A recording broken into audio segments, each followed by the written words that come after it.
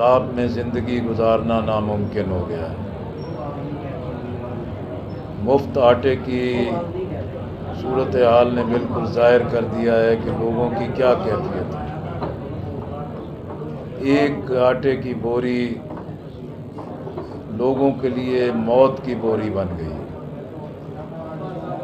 اسی طرح پنجاب اور کے پی اسمبلیاں توڑ دی گئیں۔ 90 دن میں الیکشن ہونا چاہیے، یہ آئین کی پابندی ہے، لیکن عدالت نے، صدر پاکستان نے 90 دن کی جو حد ہے اس کو خود توڑ دیا، اور اب عدالت کے فیصلے جو ہیں وہ ایک متنازع شکل اختیار کر گئے ہیں۔ جماعت اسلامی کا فیصلہ ہے کہ 14 مئی کو پنجاب اسمبلی کا الیکشن ہوگا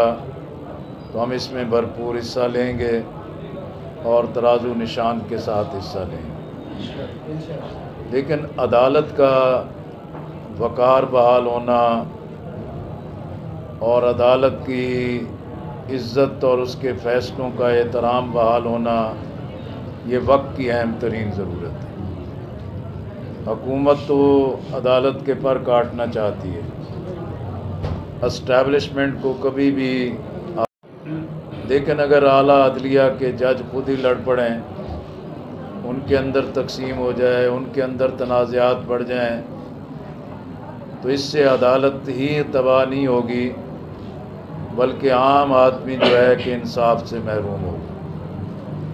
اس لیے ہم چیف جسٹس آف پاکستان سے اپیل کرتے ہیں کہ وہ ایک ٹکراؤ کی اور جو فساد ارد گرد پھیلایا جا رہا ہے، عدالت کے فیصلے اس پر تیل کا کام نہیں کرنے چاہیے، بلکہ تمام ججوں پر مشتمل فل کورٹ بینچ جو ہے وہ تمام متنازع مقدمات کو سنیں، اور پورے بینچ کا جو فیصلہ ہوگا وہ تمام جماعتوں کے لیے، پوری قوم کے لیے قابل قبول ہوگا۔ آج سیاستدانوں کے آپس کے تلخی نے، شدت نے، انتقامی رویے نے، بد زبانی، بد تہذیبی اور بد کلامی نے حالات کو بند گلی کی طرف دھکیل دیا۔ مذاکرات نہیں ہو رہے، ڈائلاگ نہیں ہو رہا، قومی ترجیحات پر قومی قیادت اکٹھی نہیں ہے۔ اسی وجہ سے پھر یہ خدشات اور خطرات پیدا ہو گئے ہیں کہ سیاست اور ریاست کا جھگڑا اور سیاست اور عدلیہ کا جھگڑا یہ کہیں آئین کے خاتمے کا ذریعہ نہ بن جائے، عوام کے جمہوری حقوق کے خاتمے کا ذریعہ نہ بن جائے۔ ہم عمران خان صاحب سے بھی اپیل کرتے ہیں کہ آپ نے ایک جدوجہد کی، آپ کو حکومت ملی، حکومت میں بھی آپ ڈیلیور نہیں کر سکے، آپ کو مقبولیت ملی،